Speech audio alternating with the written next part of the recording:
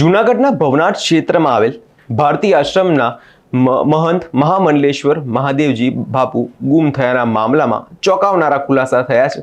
વિગતે ચર્ચા કરીશું. નમસ્કાર, હું છું પ્રથમ મોદી. આપ જોઈ રહ્યા છો નિર્ભય ન્યૂઝ. જૂનાગઢના ભવનાથ ક્ષેત્રમાં આવેલ ભારતી આશ્રમના મહંત મહાદેવજી બાપુ તે 2 નવેમ્બરે વહેલી સવારે 3:47 વાગે 5 પાનાની સુસાઇડ નોટ લખીને આશ્રમમાંથી ગુમ થયા છે. આ નોટ વાંચ્યા પછી સૌ કોઈ ચિંતામાં આવી ગયા છે, કારણ કે આ નોટમાં બાપુએ પોતાના અંગત મનદુખનો ઉલ્લેખ કર્યો છે અને સાથે 3 વ્યક્તિઓના નામ પણ લખ્યા હોવાનું સામે આવ્યું છે. આ સુસાઇડ નોટમાં મહાદેવજી બાપુએ લખ્યું છે કે હિતેશ, કૃણાલ અને પરમેશ્વર ભારતી મને ખૂબ જ માનસિક રીતે ટોર્ચર કરવા માંડ્યા છે. છેલ્લા 3 વર્ષથી માનસિક ટોર્ચર કરે છે અને એમાં પણ છેલ્લા 5 મહિનાથી તો ખૂબ જ વધી ગયું છે. બાપુને દબાણ કરે છે અને લોકો ત્રાસથી હું મારું જીવન પૂર્ણ કરવા જઈ રહ્યો છું અને હું હવે લોકોથી એટલો ત્રાસી ગયો છું કે મને મરવા મજબૂર પડ્યું છે, જેથી આજે હું જંગલમાં ગિરનારના સાનિધ્યમાં મારું જીવન પૂરું કરવા જઈ રહ્યો છું. જે વાત છે, મહાદેવજી બાપુ સવારે 3:47 વાગે આશ્રમમાંથી નીકળી જતા જોવા મળે છે. આ સમગ્ર મામલે લઈ સવારના 8 વાગ્યાની આસપાસ ભારતી આશ્રમના સંચાલક પોલીસને બાપુને ગુમ થયાની જાણ કરે છે અને ત્યારબાદ પોલીસ તપાસ હાથ ધરે છે. ભવનાથ પોલીસ 8:30 વાગ્યાની આસપાસ આશ્રમે પહોંચી જ્યાં પૂછપરછ કરે છે અને તે તપાસ કરવામાં આવે છે. નજર કરીએ પહેલા તે બાપુ ગયા હતા સવારના સીસીટીવી પર અને પોલીસ તપાસના દ્રશ્યો પર.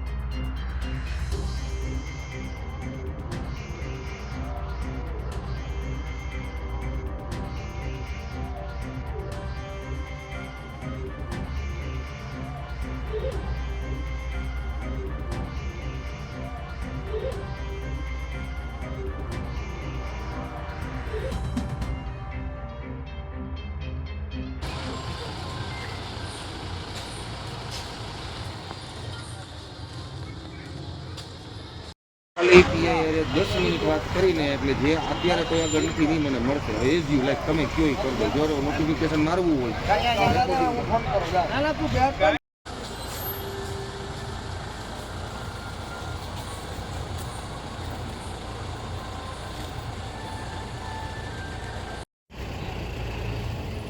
પોલીસ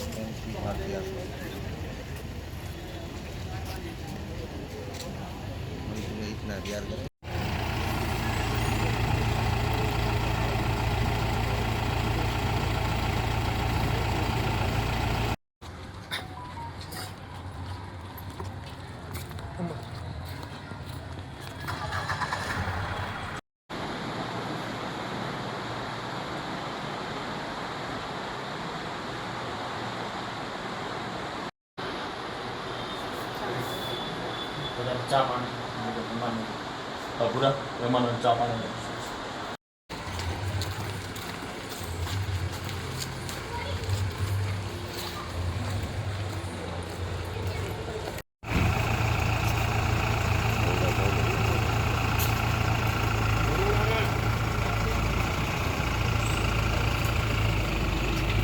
આ બધાની વચ્ચે મહાદેવ ભારતી બાપુ એક યુવક સાથેની ચેટ અને કોલ રેકોર્ડિંગ હાલ સોશિયલ મીડિયામાં ખૂબ વાયરલ થઈ રહ્યા છે.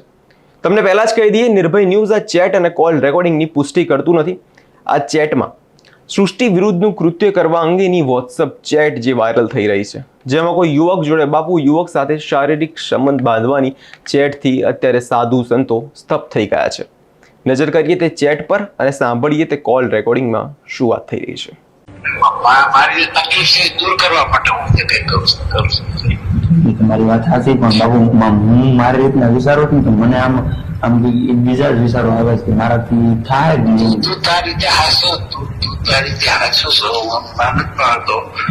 બરોબર, આશ્રમમાં આટલા માણસો છે, બરોબર. કોઈ ના પાડવાના છે કે બાપુની પરિસ્થિતિ એવી છે, તો પરિસ્થિતિને લઈને કોઈ માણસ તૈયાર થઈ જાય, બરોબર. પણ મને તારા પ્રત્યે ખબર નહીં, અંદરથી કોણ જાણે હું ભાવ જઈ આવ્યો ત્યારથી વાત છે. આ તો કઈ નતો હકતો તને, બરોબર, કઈ નતો હકતો. મેં પેલા અજાણતા ફોન કર્યા, મેસેજ કર્યા, પછી જાણી મેસેજ કર્યા, બરોબર. હવે બધું એમ સામે આમ થઈ ગયું, બરોબર. અઢાર તો આ બધું એમ ઓલું ચાલતું હતું કે એ વાત તમારી સાચી છે, પણ બધી રીતનું હું તમારે આમ સહમત થાવ, પ્રેમ ભાવ તમારી આમ શું કહેવાય મન ખુશથી વાત કરીએ કે આપણે તમારા જે માનસિક તમને માનસિક પ્રોબ્લેમ છે ને, માનસિક પ્રોબ્લેમ ને આપણે એવું નથી કે મારે આખો દિવસ તમે રૂમમાં રહ્યો, આપણે એ બધી રીતના વાત કરીએ કે બધું. આજે તમે ફિઝિકલ પ્રોબ્લેમ નું જે કહો છો ને બાપુ, એ મને વિચારતા કહું એ મારાથી મારી ફિલિંગ ને તું સમજું ને ત્યાં સુધી મારાથી ન થાય એમ. એ સમજતું બીજું કઈ ડિજિટલ મતલબ હા ફિઝિકલ માંથી તમે કહો છો એ ગેસ એટલે જ્યાં સુધી જાવ નથી કેતો તમે, બરોબર, જ્યાં સુધી જાવ હું નથી કેતો, એની કઈ જરૂરિયાત નથી. પણ પ્રેમ ભાવના વ્યક્ત તો કરે કે ન કરવી. હા પ્રેમ ભાવના વ્યક્ત કરવામાં એમાં તો ક્યાં આપણને નાખશે, એમ તો એમાં શું વાંધો છે, એમાં તો કઈ વાંધો નથી. આ તો બસ અને હું આખા એક માણસ